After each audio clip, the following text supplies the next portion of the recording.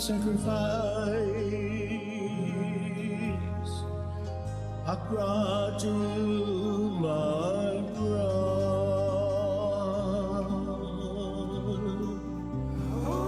Did you hear my heart as it broke in two, while the angels cried, for your love I died, call on my bride.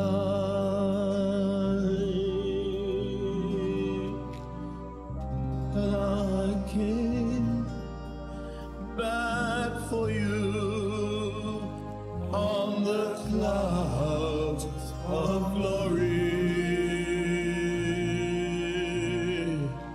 Well, I came back for you on the clouds of glory, on the clouds of glory. You know, I plead for you.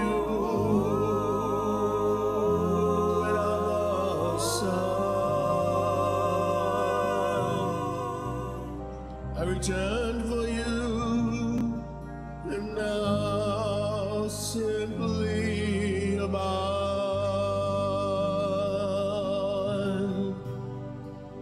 The hour came, I returned the same way I left. Till I came back to you on the clouds of glory. Till I came back to you on the clouds of glory. So rest in my truth, my lovely, precious bride. All that remains is to simply abide. Oh, to simply abide.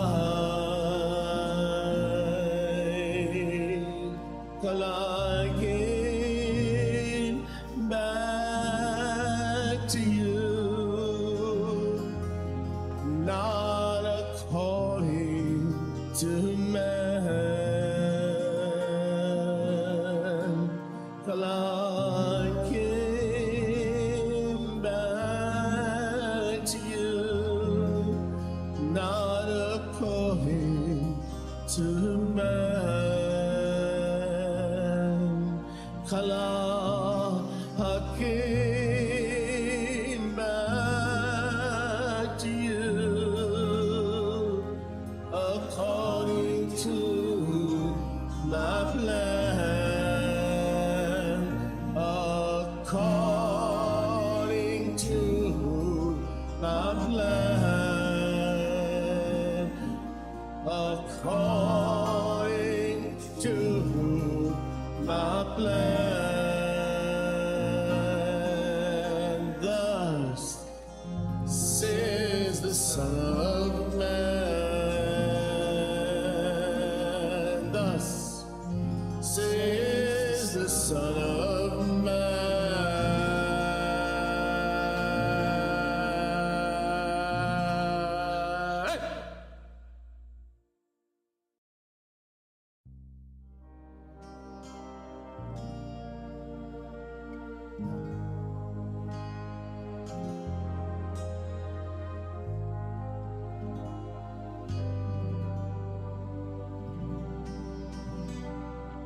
On the tree of sacrifice brought to my cross.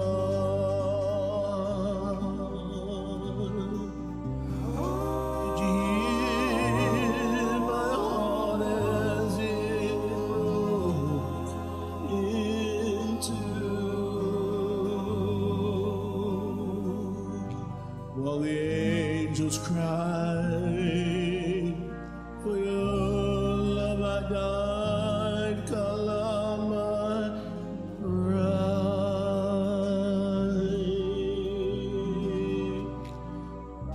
And I came back for you on the clouds of glory. Well, I came back for you on the clouds of glory, on the clouds of glory. You know, I plead for you when I'm outside. I returned for you, and now simply abide.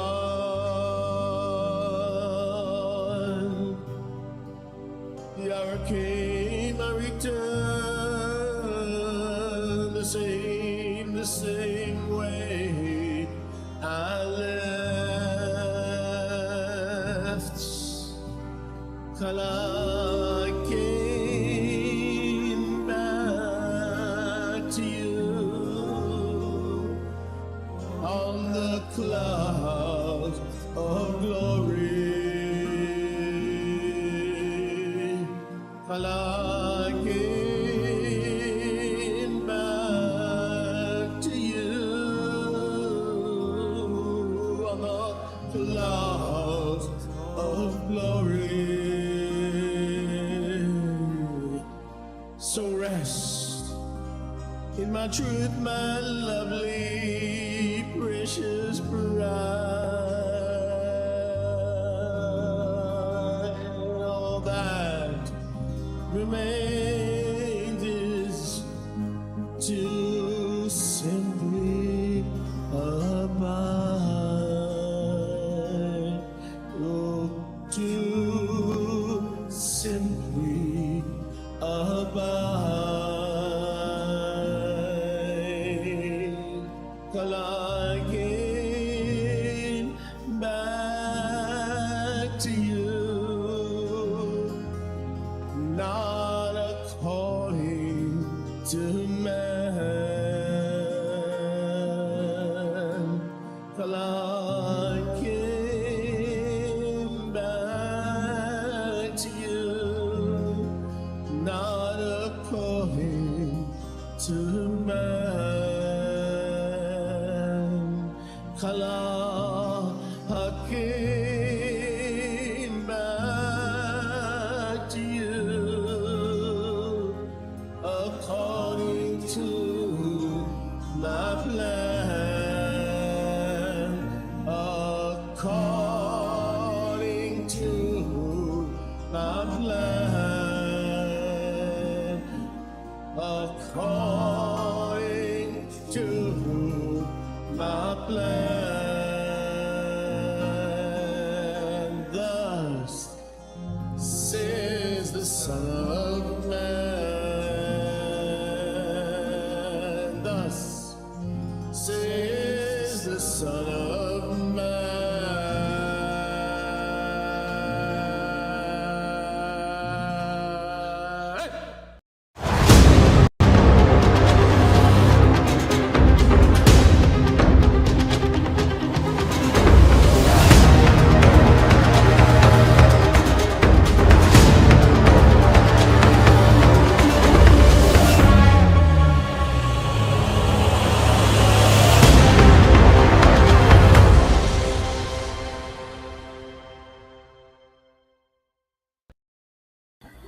Shalom. Shalom. You beat me to the punch. I've been sitting here waiting like a little boy. Can we start yet? Can we start yet? Can we start yet? Yeah, well, that's the attitude. That's the team spirit. I tell you what, I love hanging out with you. Thank you. You How's my sound? Good. My you sound is sound good. great. I love that new mic, man. You got Perfect. I like you got perfect. you got that crisp sound that we like. We like Cr- that crisp quality. Crisp That's Jewish sound. yes, very very good. Very nice. Very I'm nice. nice. I'm a nice Jewish boy. Why not? I, I I wasn't gonna go there, but you went there. You're a I nice I Jewish boy. I, I deserve the best. We all deserve the best. We all grew up, by the way, that was something we all grew up with, at least in our generation. I heard that 1,000 times a month. A nice Jewish boy. It was just like that to a nice Jewish boy. It was commonly said. It was New So York. All New York. very New York thing, yes. Yeah, absolutely, absolutely. I qualify on all points. Corned beef, Yeah. potato knish. You like corned beef? Corned beef sandwich. Yes. The food is the biggest thing you miss when you leave New York. If there's one thing that you just go, oh man, Yeah, but it's the food. there's an old Jewish saying though: if it's not dripping with schmaltz, which is fat, it's not good cooking. You almost wonder where'd they get all this great food from, you know? Yeah, but that Just kind of thinking is crazy though. That's old. and the sandwiches had to be this thick. I mean, it's just everything. You remember the Yeah. deli, the corned beef deli? It's like Everybody was competing with each other. It was like who was gonna make the biggest sandwich. a pound of meat, literally a Crazy. They pound. couldn't give it away fast enough. That's why they had an ambulance parked outside the restaurant. You I'm know not what I love? joking. I'm not I tell you joking. what. There was a wait a second, There was a food bar. There was a food bar in Plantation, Sunrise, South Florida, which is all transplanted New Yorkers. And Rifka and I used to eat there when we were a little less careful of our food intake. And that was an all-you-can-eat bar. And there were literally people who would sit there all day, like from morning to night, eating. And as Yahuwah lives, this is not a joke. There was an ambulance parked, waiting for someone to plots Hmm. because they had no autocontrol. Could you imagine an ambulance parked outside a restaurant, like because all the elderly Jewish ladies are trying to get the most they can get for their $7.99? Yes. The thing Crazy. is that yes, I believe it because I've seen it. So yes, I believe it. Unfortunately, it's true. But I It mean, is true. I repented of those days. If I ate like that now, you know the rest of the story. Anyway, let's talk about some serious things, Apostle Well, Peter. there's a lot The of serious things going on in the world. Which one you want to talk about? Well, I don't know how the Ruach's going to lead on this one, but what's happening around us in the Middle East. I Hmm. have thoughts. Everybody has thoughts. Yes. Um, but one thing that I know, and I believe Scripture, that all prophecy has been fulfilled, and I think we need as believers to learn the difference between prophecy and what you guys talk about all the time, which is recurring patterns. Like there's Yes. always going to be a judgment onto Sodom and Gomorrah. Right. There's always going to be a despot. Thank you. There's always going to be a king. This does not.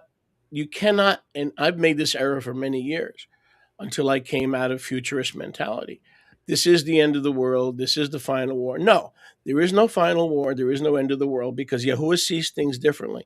All that stuff took place at the end of the age. Yahuwah didn't lie. The Rome, the temple, the Pharisaic, Judaic Mhm. approach, all that stuff took place at the end of the age, which makes it prophecy. Okay, Right. the end of the Adamic age, and now we're in the new heaven and earth. That doesn't mean the new heaven and earth is peace, tranquility, no war, lying down with the lamb. Yahuwah sees it from a totally different point Depends of on how view. you compare it. What are you If you comparing look, it? if I give you an example, the lion lying down with the lamb scripture in Isaiah 11, read the whole context of Isaiah 11, where the lion lies down with the lamb. The context is Judah and Ephraim and their civil war, and the lion lies down with the lamb where? In the body of Yahusha, And the body of Yahusha is the New Jerusalem. And then when we leave this body, we enter the literal New Jerusalem, the mother of us all. So if you do not allow a, a paradigm shift, then Yeah. the average believer will have a hard time understanding the difference between current events versus prophecy. Current events, the poor, like I think you said that a few broadcasts back. The poor you will always have with us, right? Yes. Adolf Hitler's, Mussolini's, Vladimir Lenin's, you will always have with us. By the way, and I'm going to show you how we can get caught up in stuff. One thing that I really despise is Holocaust deniers for obvious reasons. I despise that when you deny the Holocaust. But guess what? There are other denials. Did you know? You probably did because you're a student of history. In Bolshevik Russia, they killed 16 million Russian Orthodox Christians. At 16 least. million. At 16. least. Okay. So my point is none of this is prophecy. Why? Because Yahusha said, I'm going to bring the approach of the Tanakh with the wickedness and leaven to an end. Now, everything that can be shaken has been shaken. And what remains is you, me, and the Father, and the kingdom that he has come to establish. I think it took me 44 years not to freak out and to learn that current events is not prophecy fulfilled, but our natural inclination is to assume the worst. Your thoughts? Well, I think of several things that have happened just in our lifetimes that we can all point to, or within the historical record that we can touch. In other words, within a couple of generations back, and so forth. One of the things that we see is in each epoch or era, if you will, a smaller epoch, not meaning the big epochs, but the smaller eras that we see sort of the repeat pattern. And we do usually have despots, especially multiple of them. I think of when you mentioned Russian persecution and the numbers that died there, I was also thinking about Mao Zedong and the number that was killed under that regime was ridiculous.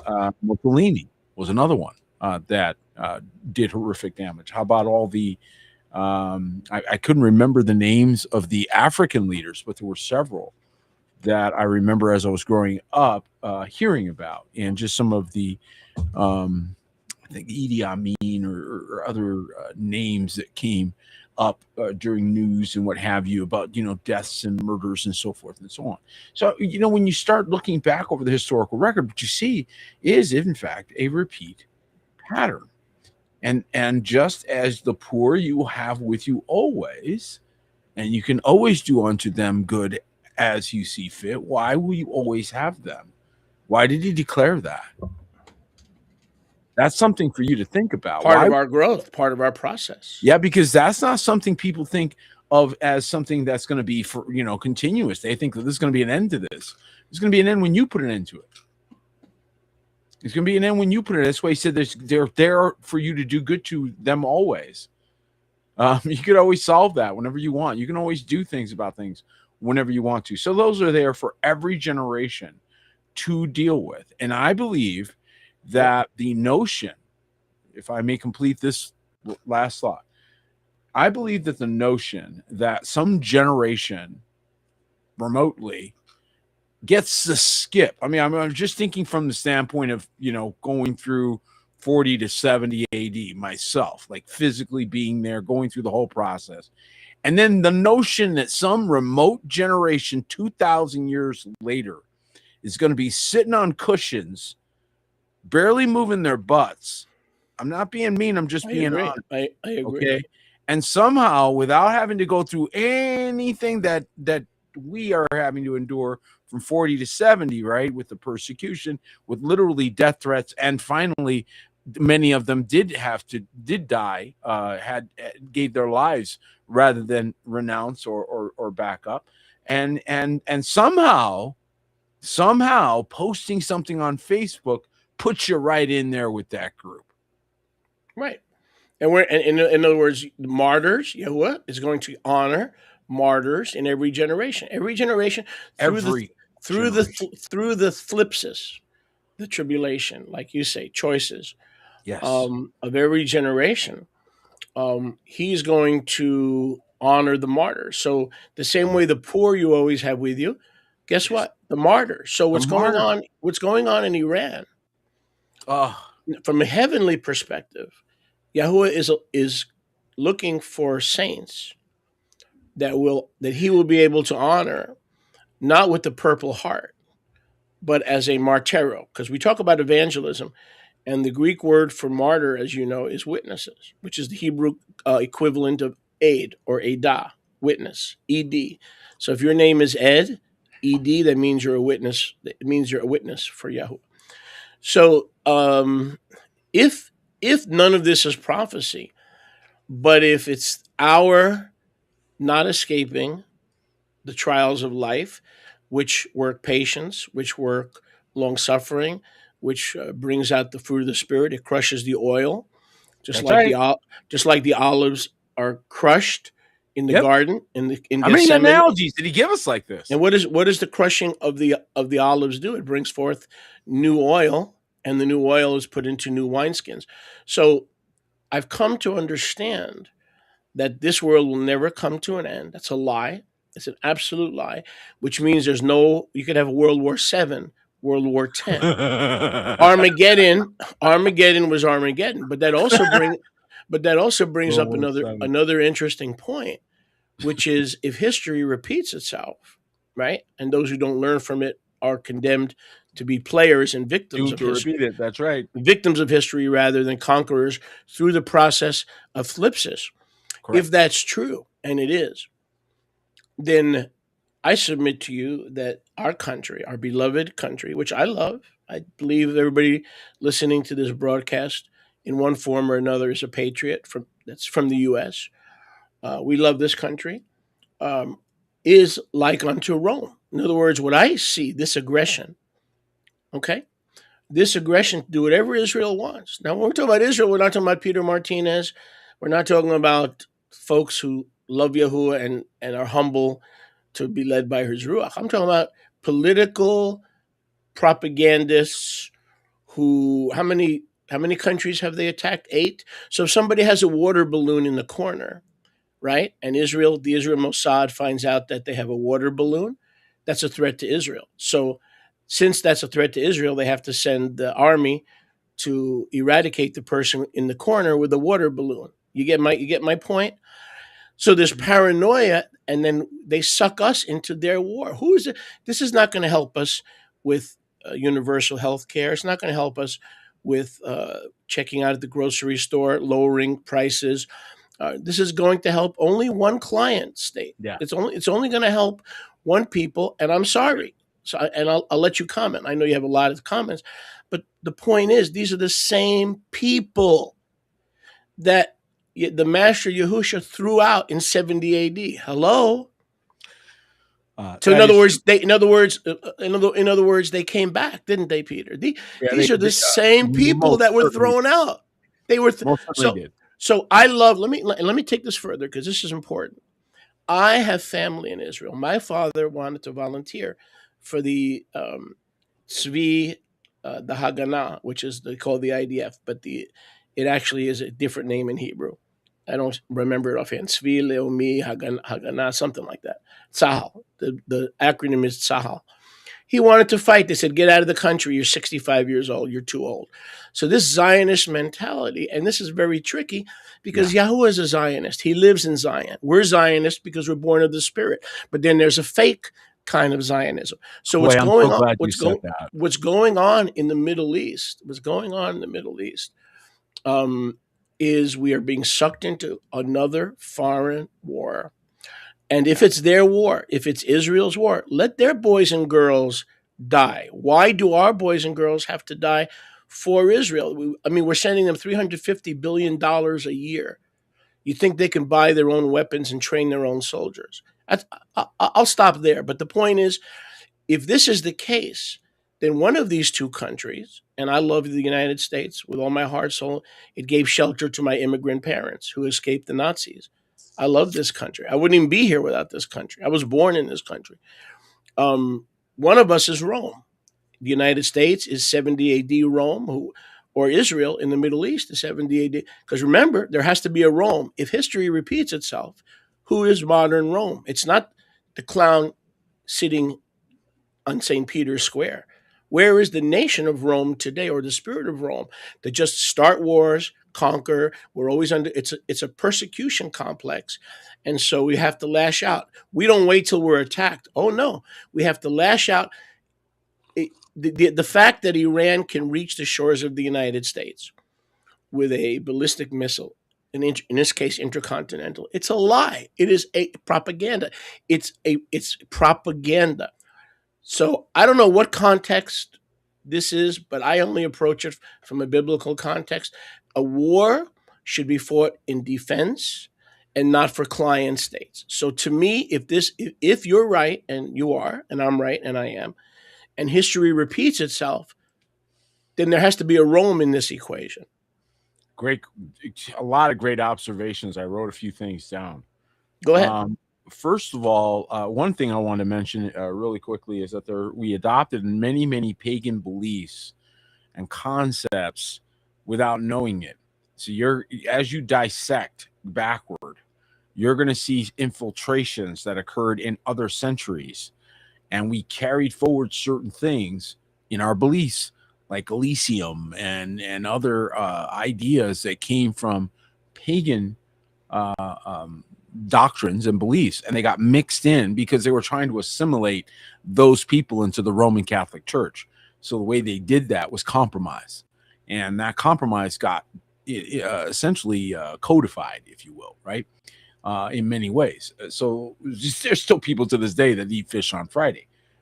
So just understand that this is part of what we're also dealing with as well. I just wanted to throw that out there so that everybody, as you're sort of examining things, you're going, where did this come from?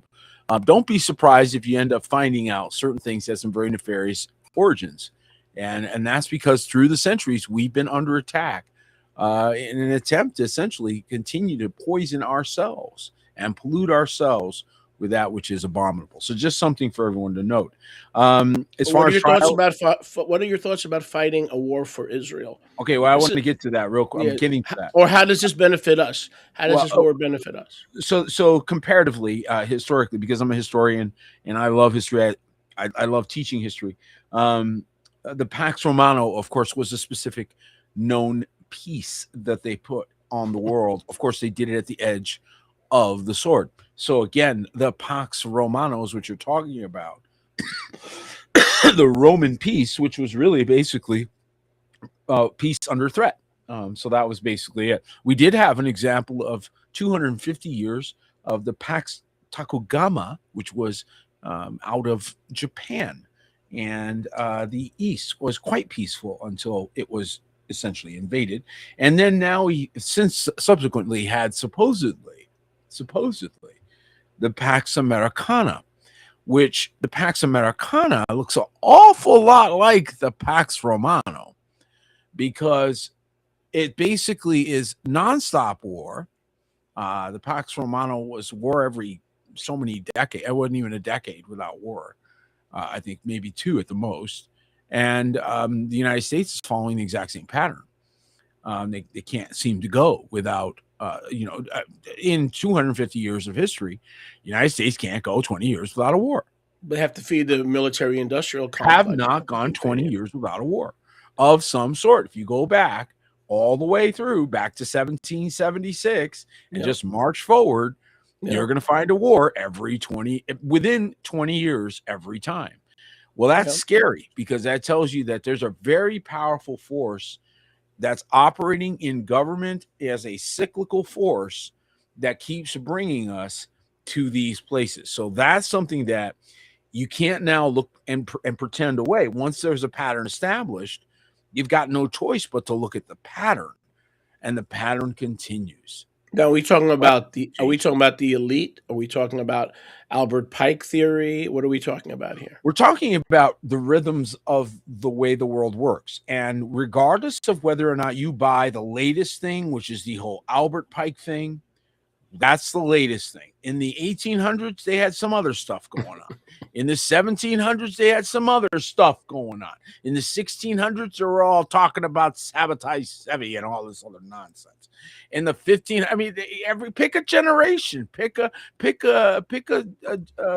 century, and I'll tell you crazies that were going on in that century that were literally world level events that people were affected by, and we historically know about, but experiencing it is different. And we're going to be the ones written about in 100 years, and they're going to go, wow, did they go loopy back then? You know, why? Oh, they believe this and they believe that, and 100 years went by, and all those people who thought any minute now are going to look like complete buffoons, as they do now. But how about okay? I mean, there's a lot to cover here. We'll probably miss a lot of it. But how about lying to people? If you vote for me, I will end all foreign wars, particularly the Middle East. In other words, we're not going to do another Iraq. We're not going to do another whatever, Libya. I mean, it's just, it never ends, and these recurring patterns. It doesn't. You know, before you comment, here's what I understand, because I refuse to see things any other way without first checking scripture or first checking the Ruach HaKadosh. So in the end, it comes down to man's hearts do not change. And before kingdoms change, men's hearts must change. Everybody's worried about where's the peace. If we're in the new heaven and new earth, and if Messiah has returned, where are the peace? First of all, Yahuwah didn't promise you peace. He said, there is no peace, saith my Yahuwah, to the wicked. There is no peace, okay? So you've got to become one of his children to begin to experience peace, because those are the only ones that are the peacemakers. Blessed are the peacemakers. Those are when we bring men and women to Messiah, who they call Christ. Those are the peacemakers. So the whole spiritual aspect is void here. And so when we get past the Illuminati, when we get past what you don't have, the Club of Rome, when we get past the Rothschilds, we get past, like you said, we go further back. Mm-hmm. We come back to this. And that's what you've been talking about on Shabbat over the past few. This has not changed. Nope. Before there was a Rothschild, okay? If my coffee is not made properly, it's the fault of the Rothschilds. If my air condition goes out, it's the Rothschilds. Okay, we got to be. We're Yahuwah's representatives. We cannot represent our own foolishness or our own mind. It says, trust in Yahuwah with all your heart and lean not to your own understanding, Proverbs 3, but in all your ways acknowledge him. So I've got to approach what I'm hearing through, okay, Yahuwah, what do you say about this mess? And he'll say the same thing. The heart hasn't changed. It manifests in different ways. It manifests in different ways, but it hasn't changed. No. So you're dealing with the same conditions, watch this now, that you would have been dealing with 1,000 years ago, or 2,000 years ago, or 5,000 years ago. Wait a minute. You mean you're going through the same testing process? Why, yes. You mean you could lose your life the same way? Why, yes. And if you were only looking at certain parts of the world, you might see a heightened level of persecution, where other parts of the earth, there wasn't any. That was always going on at the same time. We're only looking at small slivers when we're looking at historical records. We're not usually looking at the entirety of earth at the same time. How many of you, when you did your historical review, I can say this because we do this here at New Kingdom with our young people, but how many of you did a comparative of the historical record from the East and the West going on at the same time? If you did, you'd be like, whoa, there's a lot of world going on. A lot more world than we thought. You get very narrow with European or whatever history record you like. Right. But we lose a lot of context, right? And as a result, we get very narrow-minded. This is where it's just like now, if you look at only news in your neighborhood, you don't know what's going on all over the world. You need to know a little bit, not a lot, but a little bit about what's going on around the world. Yeah. I believe. Yeah, for sure. So Yahusha said that the kingdom of Yahuwah is within you, and the kingdom does not come with observation. So anything you could observe, who's right? Russia, Poland, NATO, Shmedo, who's right?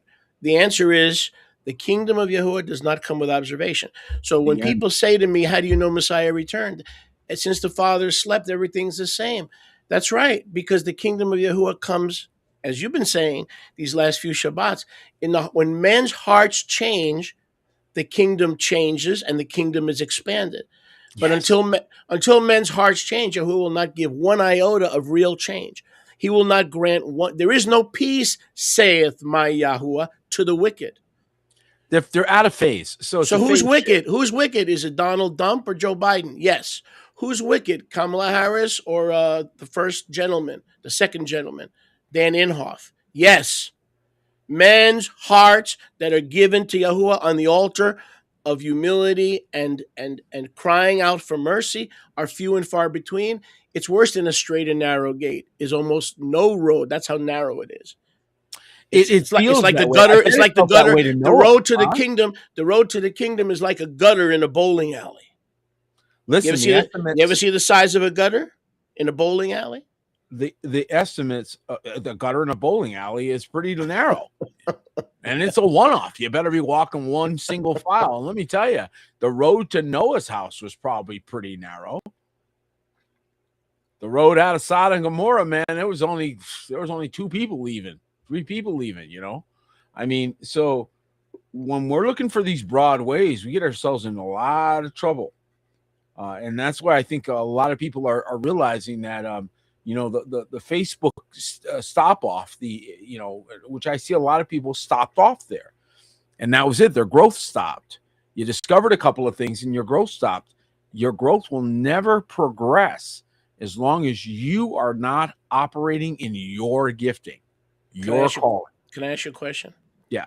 How do you see the Israel connection in all this? Because to me, it's very alarming as a Jewish person that they equate your arms of love to Israel with that, okay? They equate the restoration and regathering of the 2 houses, which is the finished work of Messiah gathering the 12 tribes. So we need to blow things up. James 1:1. So in other words, we've had discussions, and I do want to hear what you have to say. We've had discussions in our family, in our ministry. It's like, wait a second.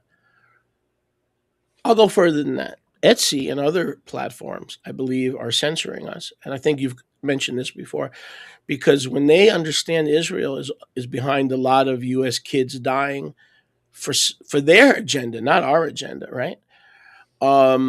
They censor broadcasts and ministries with the name Israel. So we haven't changed anything, and we're not going to, but we have thought about, wait a second, let's consider, because we don't mind the persecution that comes for being Israel, but there is a certain amount of censorship, and it has a kind of like a ripple effect. So, what is your thoughts?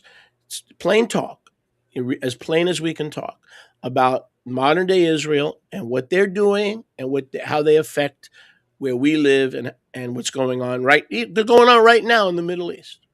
Well, I think anybody that's followed the weekly news update, I've been doing it now almost 4 years, and I've been pretty consistent in that we are just not on board with any military aggressive state, doesn't matter which it is, and Israel certainly qualifies as a military aggressive state. And then you add in the elements where they're adding in sort of this sort of overlay, like we have sort of the high ground. That interview with Mike Huckabee is a great example of the absolutely atrocious thinking that is now justifying behavior that I think needs to come under serious scrutiny. So, no, I don't endorse that. I don't endorse the concept that many people seem to be rah-rahing, and it goes contrary to Scripture. So you've got serious scriptural issues. You've got splashback that's going on as a result of association, like you said. Oh my goodness, you keep Shabbat, you must be one of them. And I think that was also part of the plan. I think that's also part of the persecution that we have to endure. I think that's always been the case. I think it was the case in 70 AD. I think that there were horrific angers toward people in the Middle East at that time. And there were believers, good people, honestly, you set apart people of Yahuwah that were also intermingled in that and had to deal with the reality that that was being crushed. So here we go again, is what I see. It's the same setup that we saw back then, we're seeing now. And in a large part for the same reasons. It's as if we're just doing again a repeat. We talk about this all the time. It's almost as if that's the only authorized pathway they have. Just keep repeating the same cycle, and it takes a few generations for it to go through its entire machinations, and new players show up with new tools and new gimmicks, but it's all the same game. There's certain levels of evil, and then there's the added element of genocide, ethnic cleansing. In other words, people like to play word salad games. Oh, this is ethnic cleansing. This is not. What we did to the Native American. No, that's not ethnic. But either way, let me show you. And before I get your answer, with the ethnic cleansing part of this equation, there was a gentleman named Rabbi Meir Kahane. You've heard of him. He was a founder of the Jewish Defense League, and he was also the founder of the Kach political party in Israel. And when I was a young teenager in college, I actually joined the Jewish Defense League, and I was one of his bodyguards when he spoke at Fairleigh Dickinson University in Teaneck, New Jersey, just to show you how far I've come. And I was a Zionist to the core. But make a long story short, Rabbi Kahane proposed in the 1980s, if we don't deport all the Palestinians now, we're not going to have a Jewish state. It's going to be a Palestinian state. They multiply faster than we do. They multiply quicker than we do. So his plan was not to kill or harm any Palestinians. His plan was to simply get them out while we can, because in 30 years, we're going to have 70 million of them and about 20, 30 million of us. Okay. So for that political speech, hear me out here. And I'm not taking sides. I'm trying to make a point.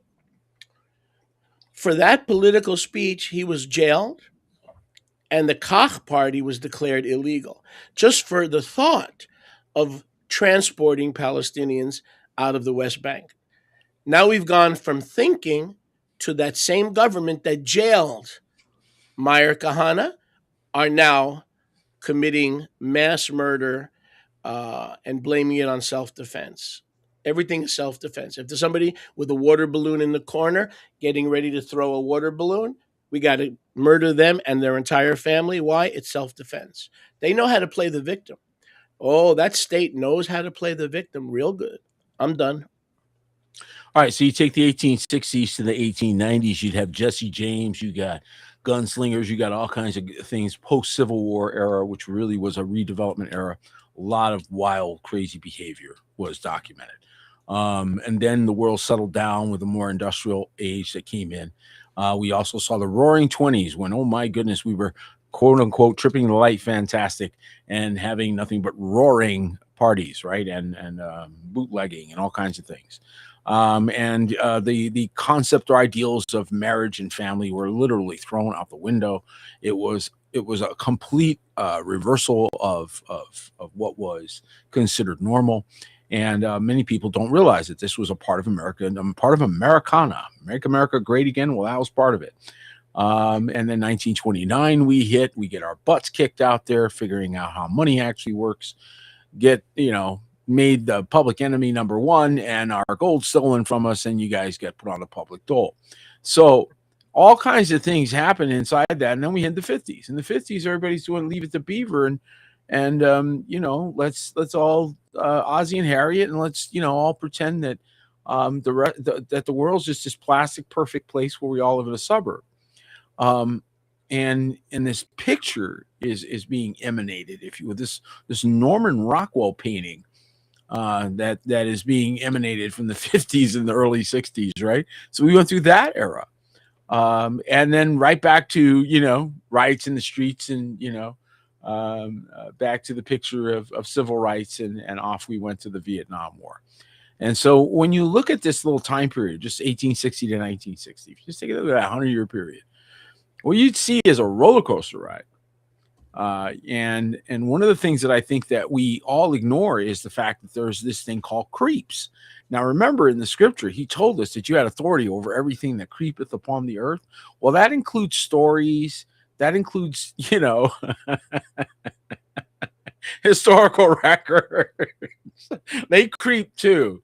There's things called mission creep. And ideas will creep. So what is he trying to do? He's trying to get us to stay on target. Here's a couple things you might want to think about. One, there was a time period where magic, and I mean real magic, like Enochian magic, these guys would do weird stuff, Janus and Jambres kind of guys, okay? That was real. That was Earth. That was our realm. Like, that was where we lived. It was crazy, okay? And it wasn't just there. It was everywhere.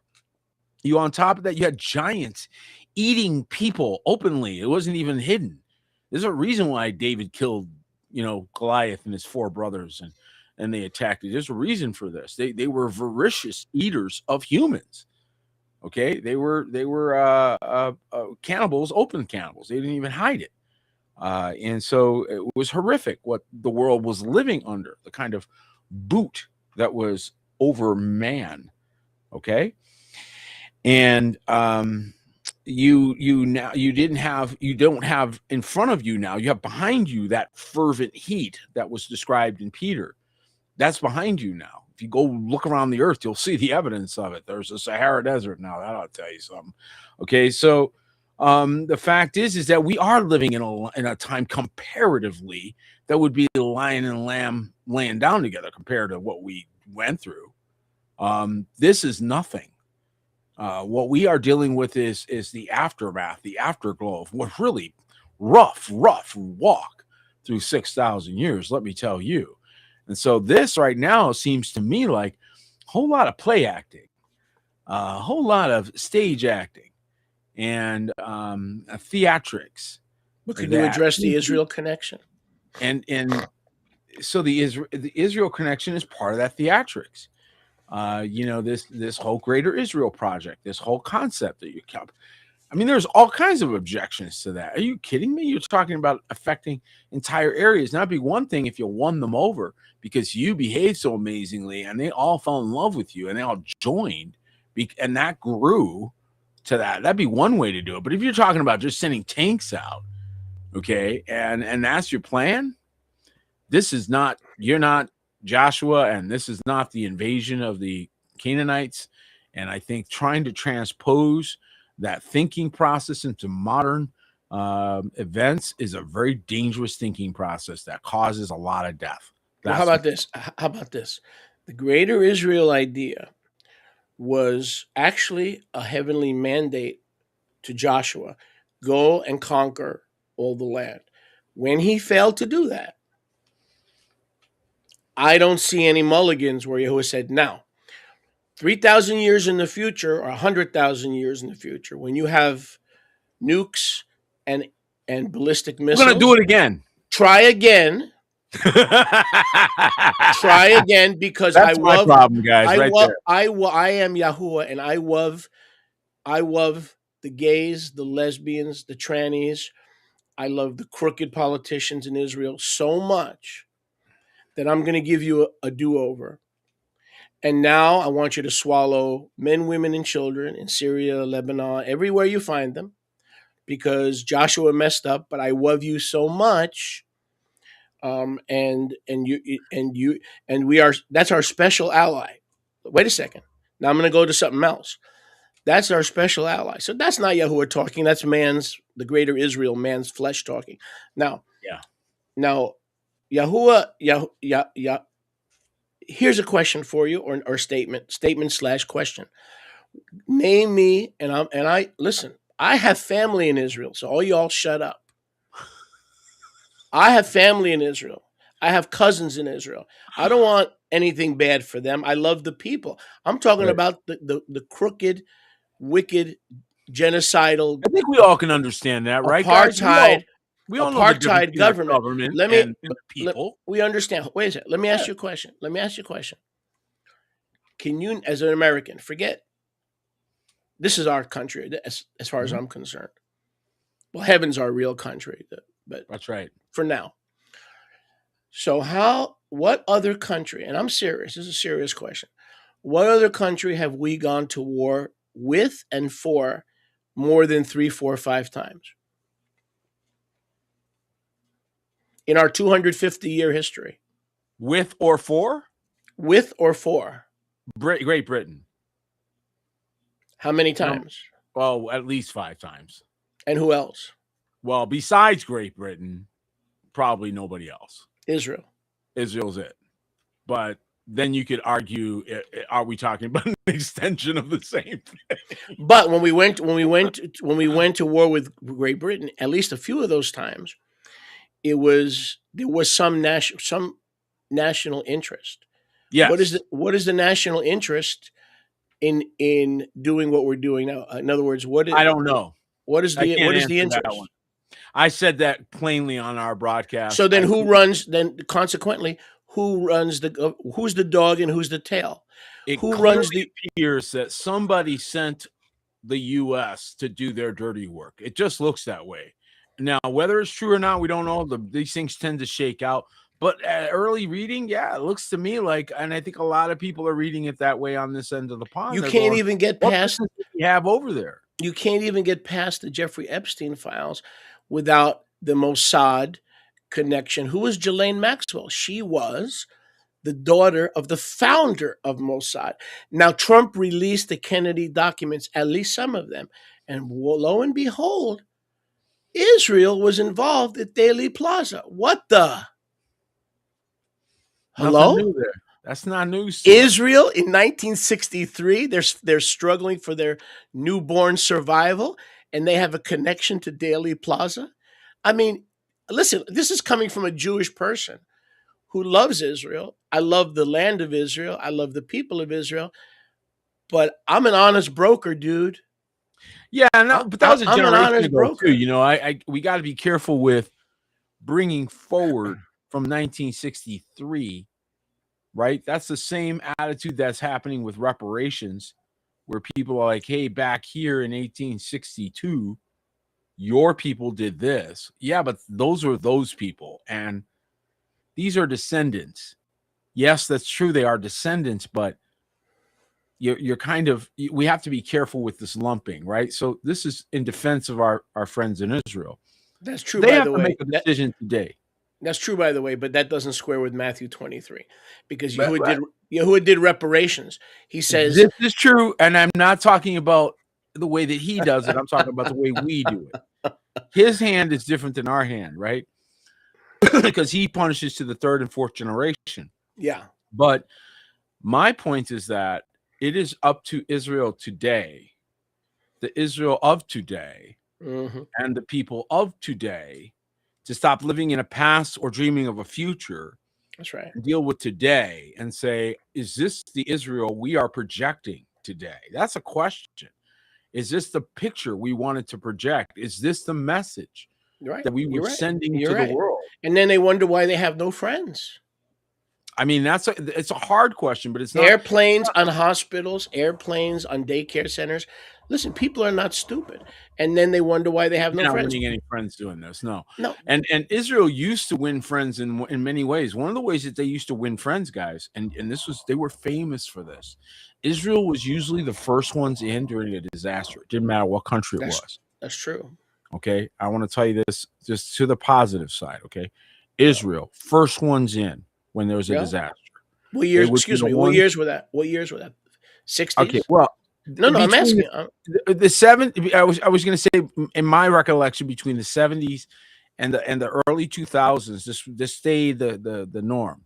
Okay, and then it shifted, but which we can talk about why. But the fact is that for a long time, if this was standard policy, if there was an emergency in the earth, the Israelis were very fast to respond. If there were problems being solved, there were, very solution-oriented people. So we love this, and we want to encourage that, right? We want to celebrate the beautiful people that are there, because they have amazing brilliance and they're geniuses, and there's so many positives that are just there. But you can't take positives and say that wipes out everything else. No, it doesn't. It creates a balance. It creates a discussion. But the fact is that there are no super people. There's no super entitlement. And the concept of super entitlement is exactly the reason why we have wars.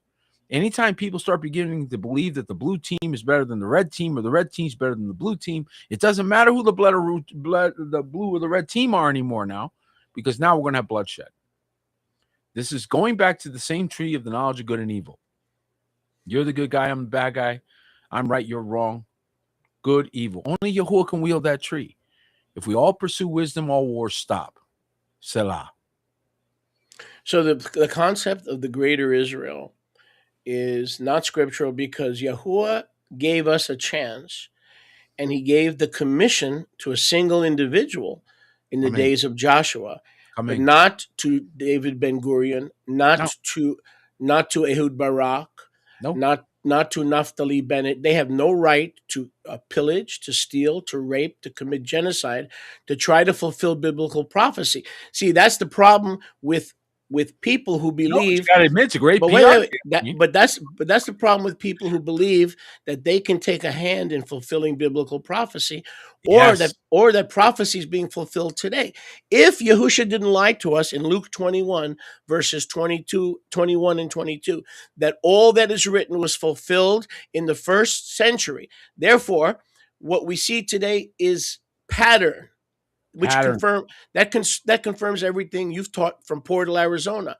It's not prophecy. But if you think it's prophecy, like the leadership of Zionist Israel does, you're going to take matters into your own hand and force death, force darkness, force suffering, force displacement, because Mhm. every clown involved with that political theater believes they're fulfilling prophecy. Well, sure, Peter, because that's the danger of futurism. That's it the is a danger. danger of futurism. Not knowing that you're hearing original sound versus echo is a big deal. One more time. Not knowing if you're hearing original sound versus echo is a big deal. Okay. So what you're seeing now is the echo, the residual continuous pattern that was established and conquered by Yahuwah in the earth. And now he's letting you see it firsthand. So you get to see it in your lifetime, just like they got to see it in their lifetime.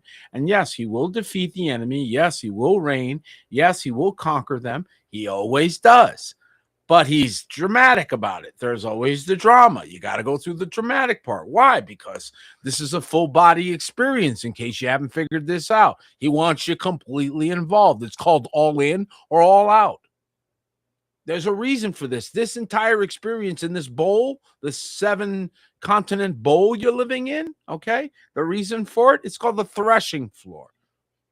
It's meant to see who is and who isn't. Some people are nothing but non-player characters. They're only here to be fluffing, stuffing around you. He says so. He makes it clear. He says, some people I only made just for judgment. Troublemakers. Just for that. Why? Why are you coloring the world with this? I want to put my children through a gauntlet. Professional troublemakers. We have to go through a gauntlet of tribulation through much what? Tribulation do you enter the kingdom, which, by the way, cometh not with observation. So again, this echo is meant to tell you the flesh is not the answer. Talking about the longer you keep looking at flesh, you're going to keep getting deceived. Go ahead. Talking about the echo.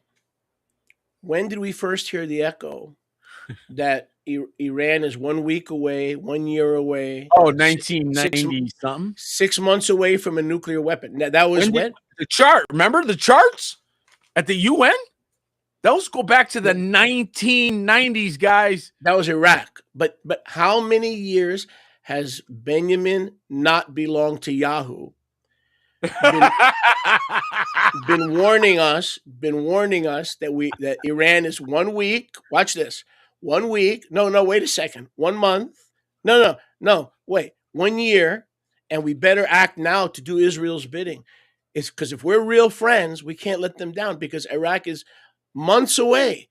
Do you realize 45 years later they still have no nuclear weapons? Not only that, but something else, guys. Just you're hitting Israel pretty hard, and maybe they deserve it. They do. They weren't. I'm not some non-participant. I have family there. Everybody, shut up. I have family there too. I have friends there too, and I feel the same way. But I also know that Israel wasn't alone. There are other players in that region that also, very quietly, okay, they're not jumping in the front of this, but they very much were involved in this, and so there are other countries that have their own agendas, and they're also involved Right, but quietly. how many wars have we fought for Saudi Arabia? I don't know. Depends on how you look at How many which war are you talking about? Gulf War? how many wars has the government of Lebanon convinced us to fight for them?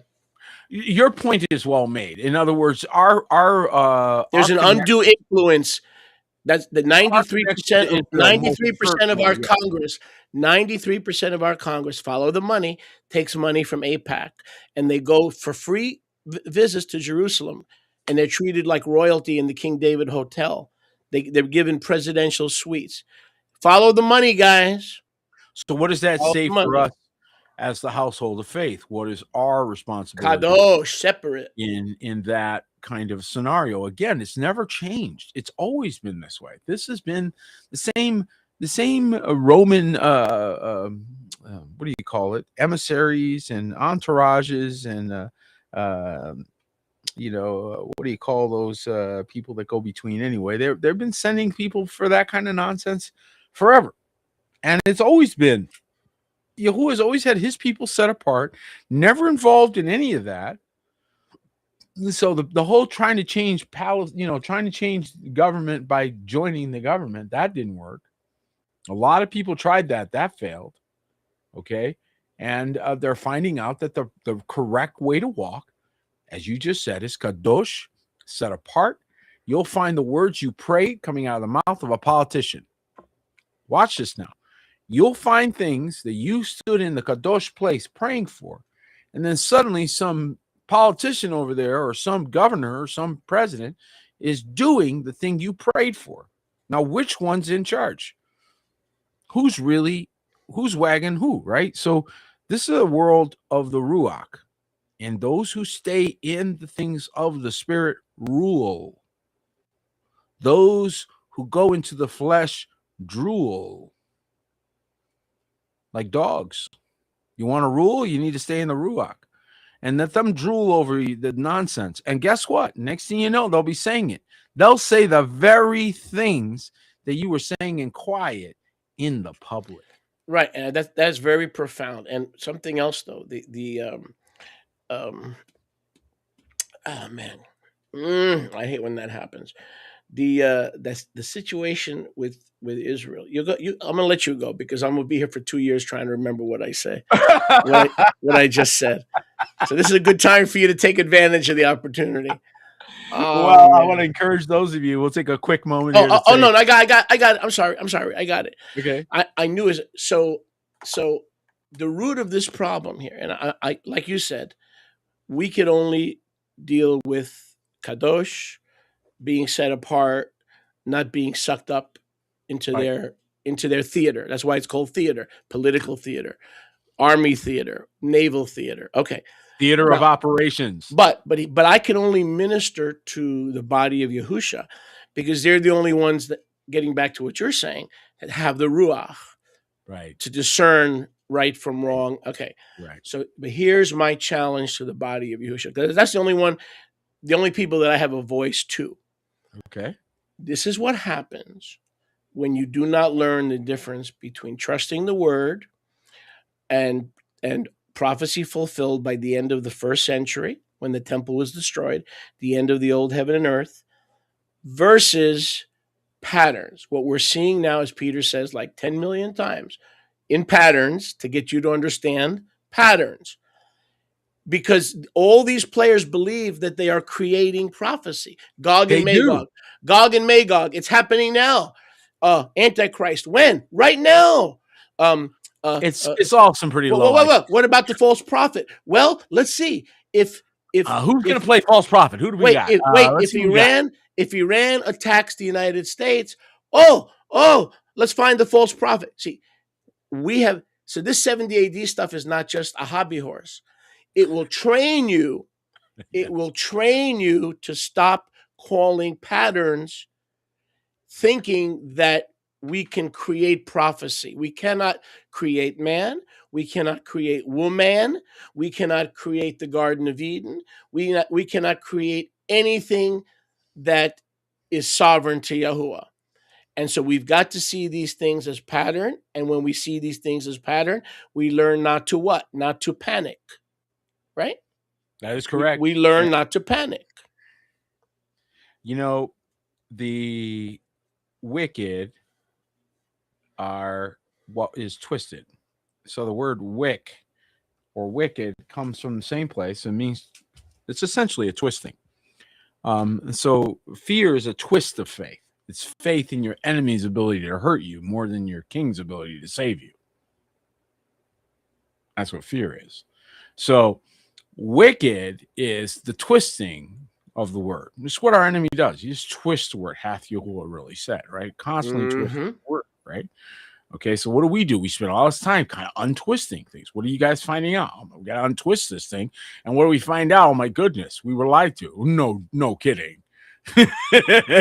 Like wipe that silly look off your face. So now read this verse again.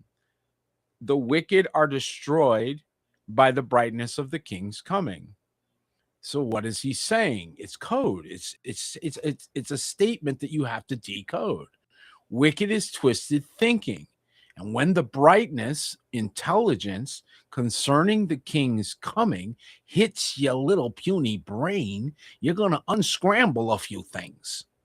The end. Perfect. So like literal coming, believing in his literal coming. Yes, with the timestamp that he put himself under constraint to show you that he can predict the future, not we can. Will free you. That brightness will now overcome the recurring patterns that are meant to shake you and bake you. But we have a kingdom that came in 70 AD. We have a kingdom that cannot be shaken. That's right. Once you come to conclusion on it, once you realize, okay, this entire thing is the full duty of man. This is all about the full duty of man. Okay, well, I got that. Well, then walk in it. Well, then you're done. The tribulation period is over for you. One more time. The tribulation period is over for you. Doesn't mean you will not have persecution. Different word. You might have persecution because your tribulation period is over. Huh? Correct. Yep. Because you are no longer in thalipsis, tossed to and fro by every wind of doctrine, and the wicked have been removed by the brightness of the king's coming. You are now sitting in a shalom that might actually get you killed. That's beautiful. Yeah. In other words, that's beautiful. And in other words, now that you know Yahushua kept his promise, you have the patience and the endurance to go through thalipsis. Yep. And then to be strong and courageous. Yep. I.e., stand, having done all to stand some more. In other words, thalipsis is a repeating pattern. Roman control is a repeating pattern. Yep. But as you said, and so beautifully, we don't get to sit on the couch. So it's not that Yahushua didn't come, just the opposite. The brightness of the king's coming now gives us purpose and destiny and legacy to go through the maturing process. That's exactly correct. Right. And you just said it perfectly. So it is like getting a note telling you that the apartment that you're living in was never your inheritance. And that anytime you want to, there's 50 acres over here that you can go build on. And you're like, what? Well, your dimensions just changed. Your whole experience in this life just changed by that one notice you got in the mail telling you, what did I inherit? I got what now? Some of you are figuring out that your bills are all prepaid, that the Federal Reserve doesn't work the way you think it does. It's not a bank the way you thought it was. It's a transfer agent of all securities. If you knew what a security was, you wouldn't be so scared of that. But because they didn't educate you that way, instead they educated you to keep you outside with ignorance. What did he tell you? My people perish for lack of knowledge. What happens when you get the right knowledge? Suddenly things are a little easier for you. Why? So you're filling out the right papers, right? That's all I'm saying.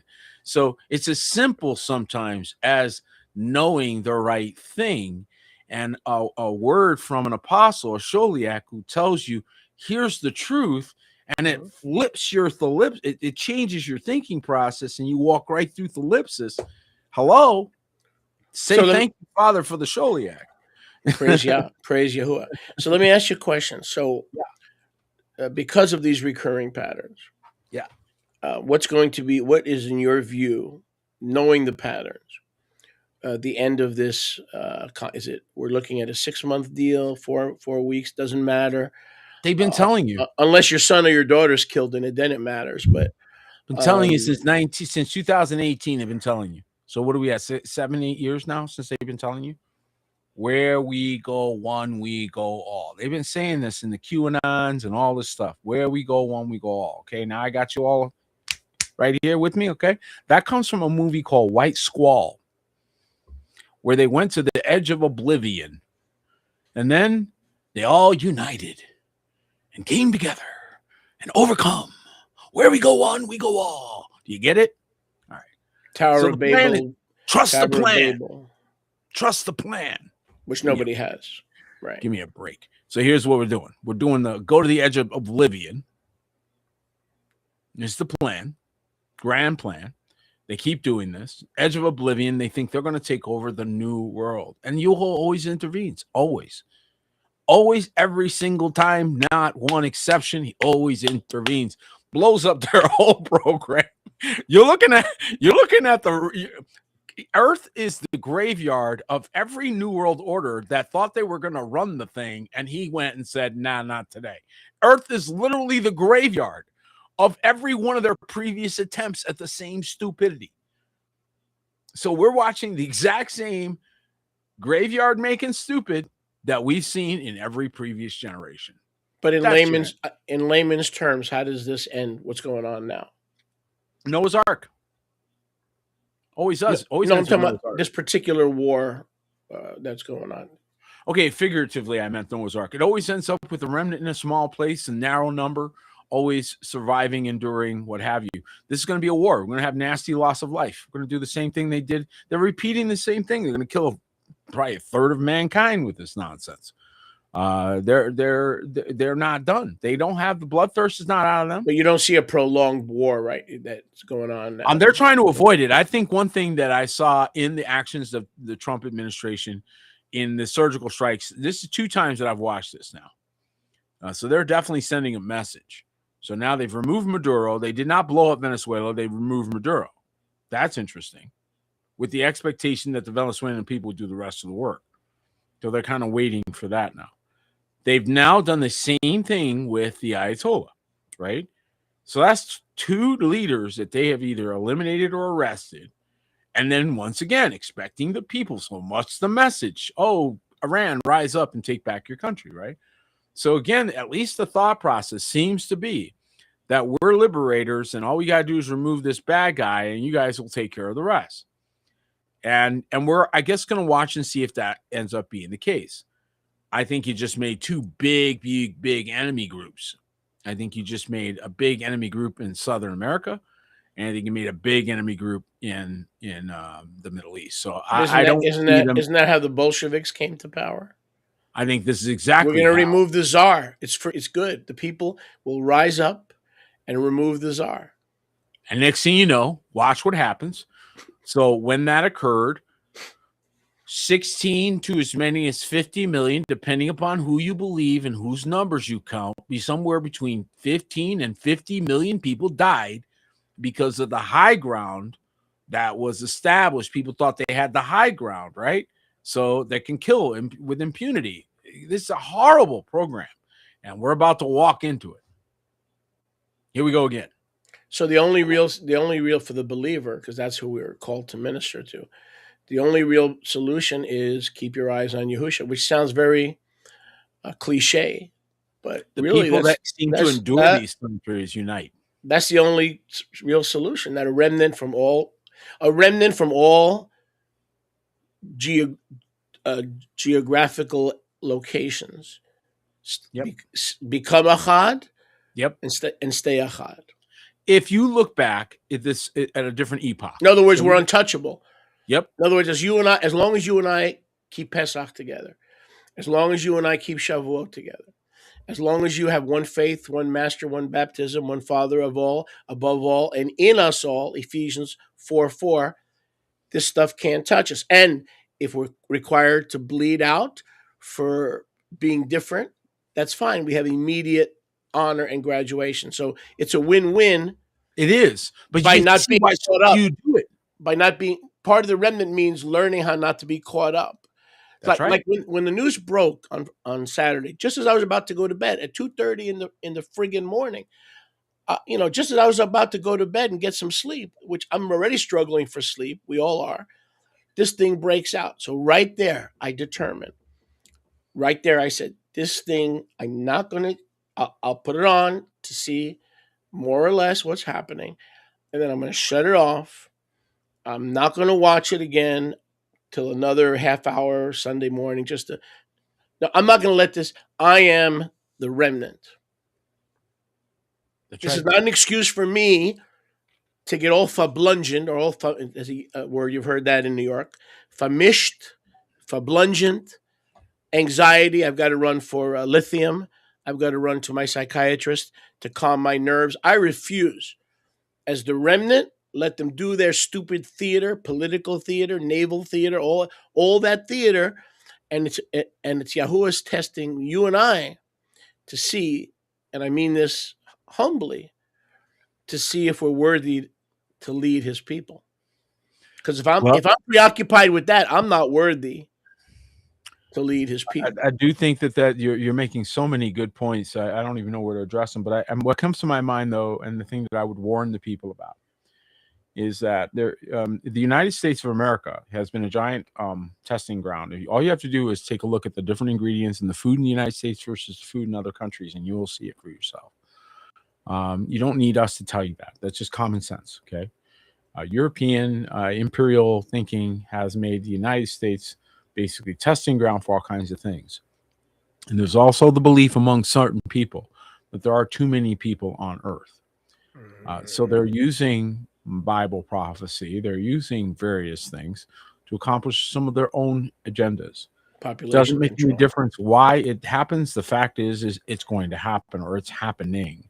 And mass loss of life has already been increasing. We saw the persecution level, which used to be 100,000 lives a year. That's the number it used to be. If you do the math, that's one person every 5 minutes who loses their life. Okay. Under persecution. That number is now 300,000 per year. When you So say now persecution, well, what are we referring to? we're talking about death by persecution. Persecution for Messiah or just general persecution? For Mashiach, yes. A believer in Mashiach in whatever way they knew him, in Okay. whatever name they know him. Okay. So I'm going to broaden it by that definition. So we have 100,000. We used to have 100,000 a year that were losing their life per year. And now it's 300,000. The number is going up. So we're already seeing an increase of massive levels of persecution of those who follow Mashiach, right? You're also seeing massive levels of infiltration of everything from New Age to occult practices that infiltrated from the inside. So you have outside attack and internal attack. All of this is coordinated. So one of the things that we're seeing, again, we've seen this in every era, was a contamination of the true, while at the same time bringing in their superimposed state or dominion. And in between is the crushed remnant that has to find the narrow path through, find Noah's Ark, find, the caves to go to, whatever it is that Yahuwah does in that era that takes those people to a way of escape. It's never easy. It's always been difficult. And this is why we encourage everyone to find their fold, get into Shabbat, and get into Pesach, get into gathering together with your brethren, because it's not just about, bake sales and friends. It may be literally life and death. I'm going to tell you right now, people in Iran, You're right. the remnant in Iran, they're counting on each other right now for food, for all kinds of things. They're living differently now, right now, this minute, because their country is in a different state. So that could happen anywhere. When we see stuff like this, like we see now in the Middle East, it is reinforcing, is Yahuwah reinforcing that there are certain cities of refuge where his Kadosh name and his altar is. Not just assembly, assembly. No, it's more than assembly. These are the ordained cities of refuge to keep our heart and mind stayed upon him. Isaiah I do 20, believe that there are places of Isaiah refuge. 26:3. Perfect peace Mhm. has him whose mind is stayed upon him. So the challenge for us in these kind of times where the world is literally coming apart from anxiety and fear, that we have these cities of refuge. So like New Kingdom in Arizona is That's not right. just, oh, it's Peter and Mindy's group. No, it's a city of refuge. And we see it. Maybe not right now. Maybe there's nobody cares, right? Because you're all comfy and good. Let a few things blow up, and we'll talk again. They're We're blowing up being set now. up, folks. It's a setup from the get up. I went around this country in 1999, delivered a word to 40 cities with a jar of brimstone. I stunk like brimstone. 40 cities. Couldn't do it today. They'd never let me through the airports. A jar this big, a big mayonnaise jar full of brimstone, just to talk about the word he gave me for this nation. 20 years later, we end up with COVID. We end up with the judgments beginning to fall. This nation is struggling to survive. It's on life support. And And it's on and top of that, it, it's taking on fights it doesn't belong in. it's getting worse is because our special ally. We have a special. We don't just have an ally. Fucking what's left of We life, have a buddy. special ally, the modern state of Theodore Herzl, Israel. They're so special that we're willing to do whatever they tell us to do, whenever they tell us to do it, regardless of the benefits to the good old US of A. We have a special ally. Oh, not just a friend. No, we have, and we got to funnel $350 billion a year. Well, while I just had a couple go to the emergency room, okay, listen to me, and they got a bill for $24,000. They were there for 1 day, 2 days. When are you going to fix that, Mr. President and Mrs. President? No, I can't. not until we take care of our special friend. First, we got to take care of our special friend. If they were to, one of the things that I think people found out, especially those that went into government with idealism in their minds, I think about Bongino and all these people, and they end up leaving, and Taylor Green and all these people with these. Listen, you're trying to turn a machinery that wasn't meant to be run efficiently. It wasn't built that way. It was built to rob. It was built to steal. It was built to destroy. You would have to rebuild completely, and not on founded buildings. Just saying. You'd have to start all over again, and maybe that's the best thing that America finally comes to, is that we can't fix this broken idea. We need to bring together a new one. Maybe that's where we're really headed, but the road there will be a difficult one. So the lives that are at stake from the east of the Mississippi, 80% of America's population lives east of the Mississippi River. 80%. That makes an awful big target. And so I do believe that we're going to see loss of life. I think this is a very dangerous time period for everybody.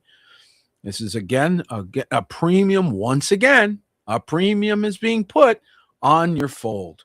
What a shock. Okay, A premium is being put on being united with the household of faith. Before we move on to something else, Benjamin Netanyahu, not from Yahoo, visited the United States from January until the end of February 7 times that we know. Now, this is what we know.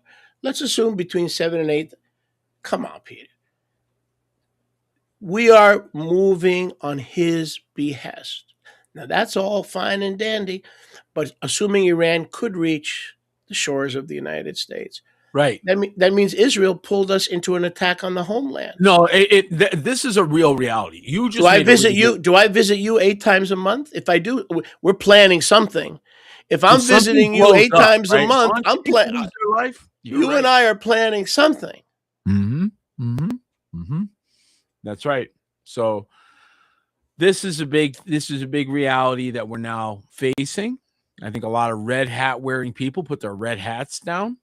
I think a lot of people decided, they realized that what the follow the plan meant. Where we go one, we go all. Listen to the thinking there, guys. Is that where in that is the remnant? Where we go one, we go all. Really, really, guys. And everybody's focused in on the pedophile thing and Which is great.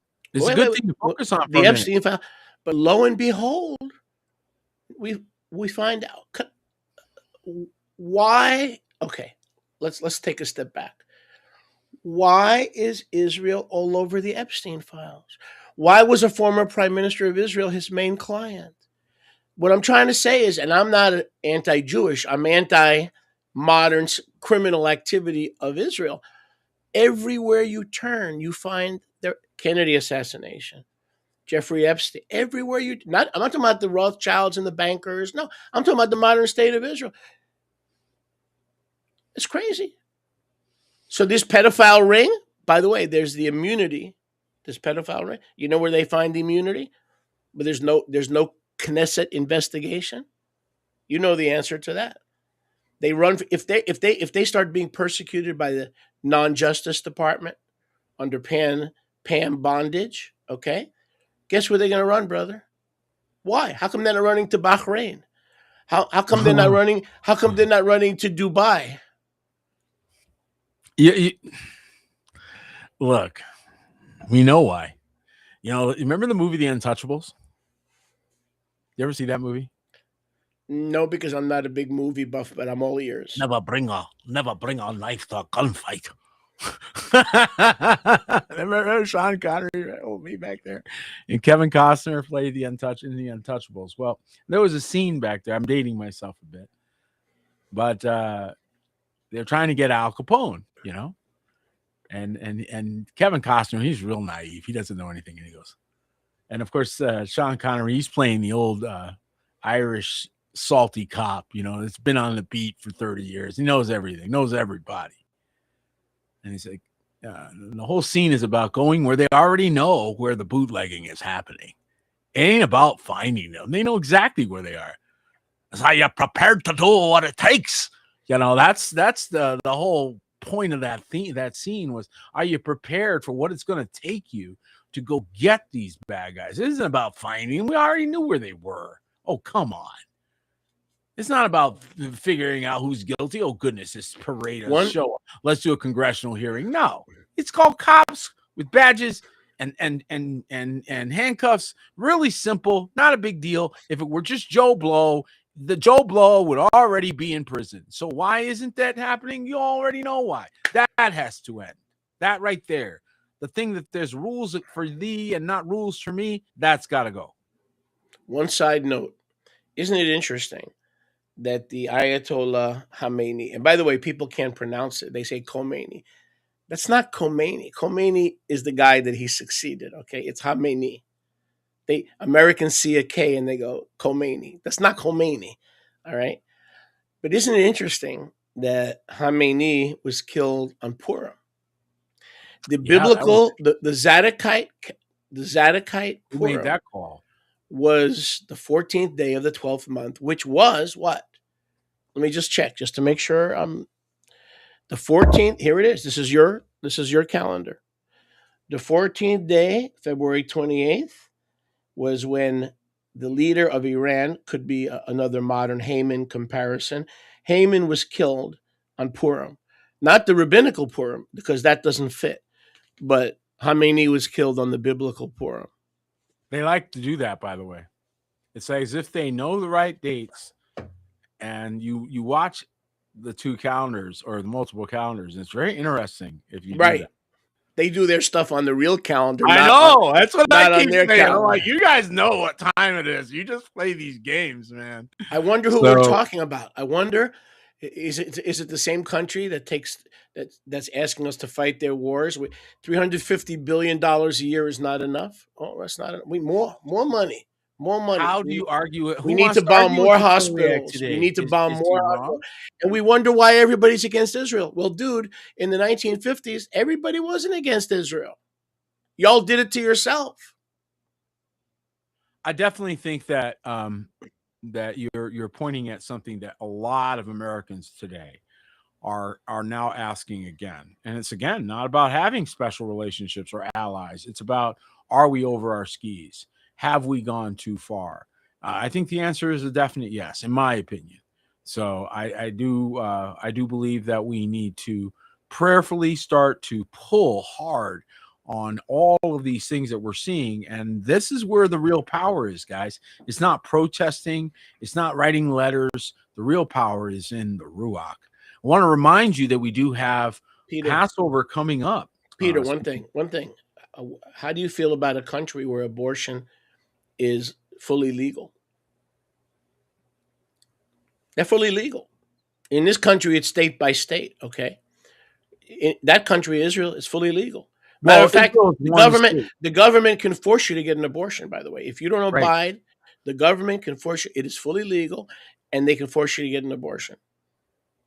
We are very pro-life, so we don't agree with any of that. So I mean that came from the Nephilim. So that's and as uncomfortable it is, and I know you want to move on to Pesach, as uncomfortable as it is, Tucker Carlson and others are bringing up a point.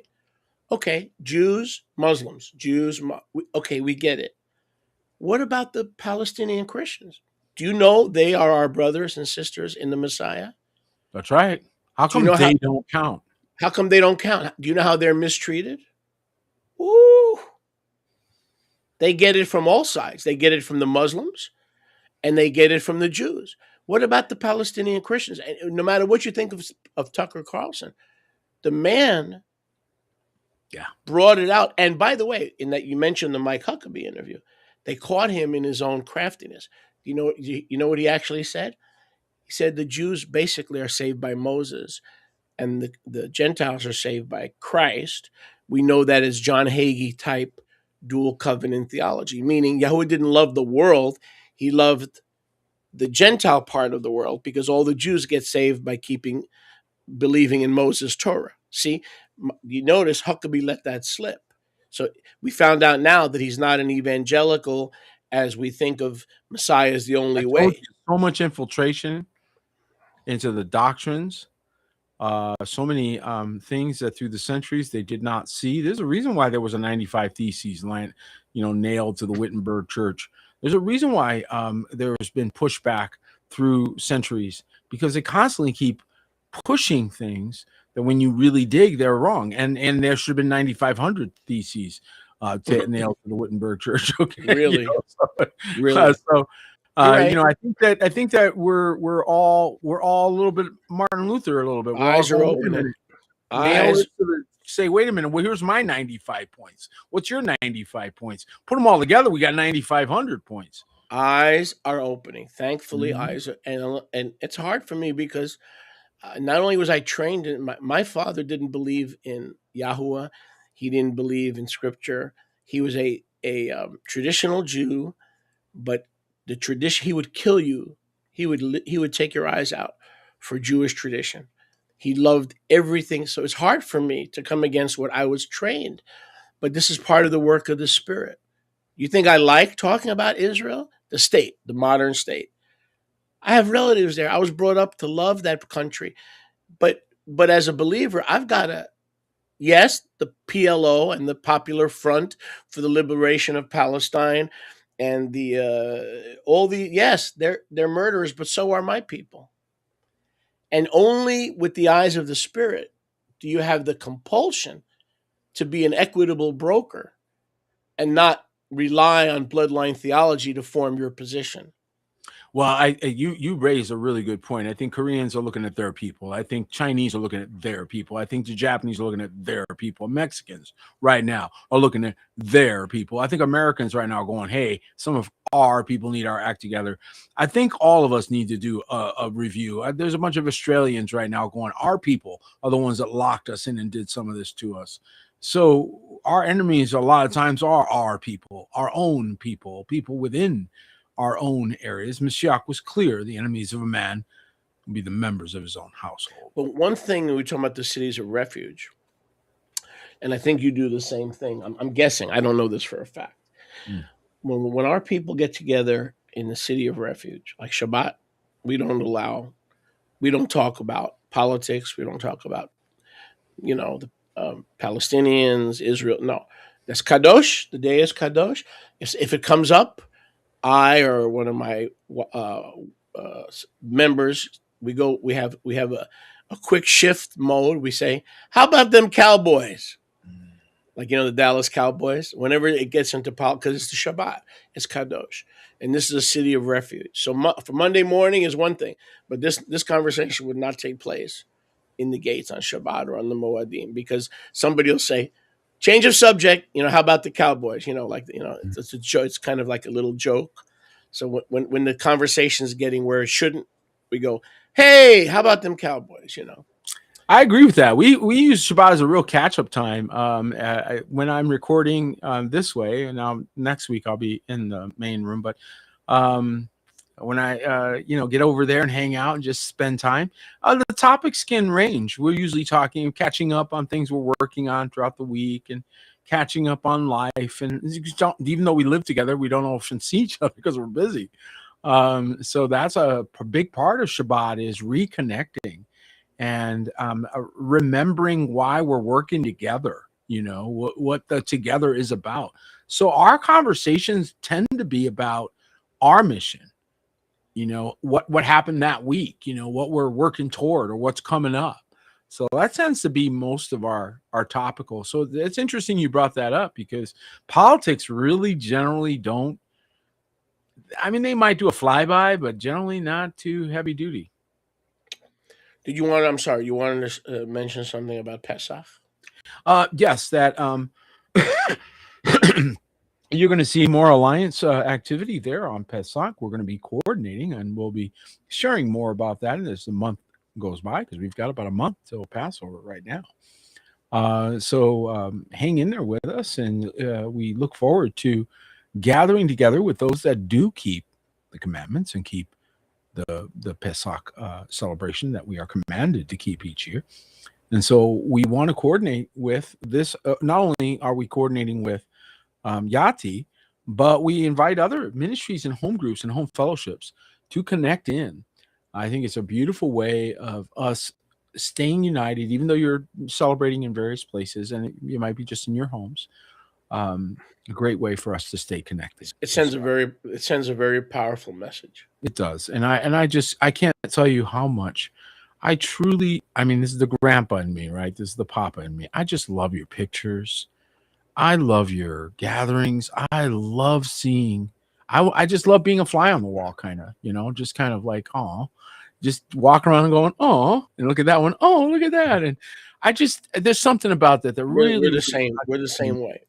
When we see you guys, touching, and so I don't care if you don't want to hear a word from me. That's fine. I don't even care. I just want you guys to get together. So what I suggested to Apostle Peter is that either for Pesach,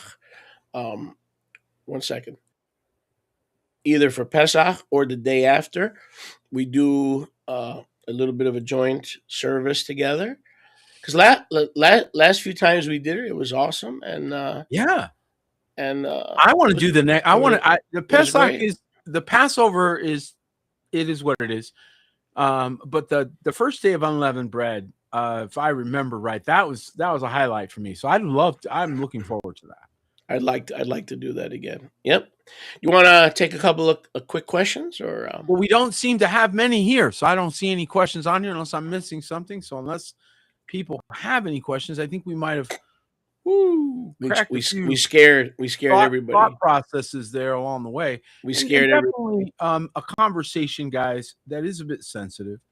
I think that it's difficult on the one hand to talk about some of these topics because of the way that they've been conflated, and it's been intentionally conflated to make it difficult to talk about. But the fact is that we do support our people, our brethren, those that are in the areas that are under attack, and it may be us next week. Right. So let's pray for another. Make no apologies. Some things have to be talked about, and if we will judge angels, and we are judging angels, then we need to judge, sadly, the motives and the actions, not the motives, but the actions of politicians, and that's the way it is, and I don't apologize. I am disappointed. I don't apologize for this broadcast. I don't apologize for the topic. No, we don't apologize. I'm sent from heaven. I can't speak for anybody else, when I speak, I believe that I have the authority of the King of Kings. That's just who I am. And if that rubs you the wrong way, just find a podcast where they distribute Q-tips so you can tickle and clean your ears at the same time. Well, here and the summary is this: he who began a good work will be faithful to complete it. Amen. So let us be found faithful in our walk. Let us be found faithful to pray and walk together without strife and Amen. division. And let us continue to honor Yahuwah in all that we do. And we will then only be those who with our eyes see the recompense of the wicked. Amen. Baruch Hashem Yehovah. Shalom, people. Shalom, friends.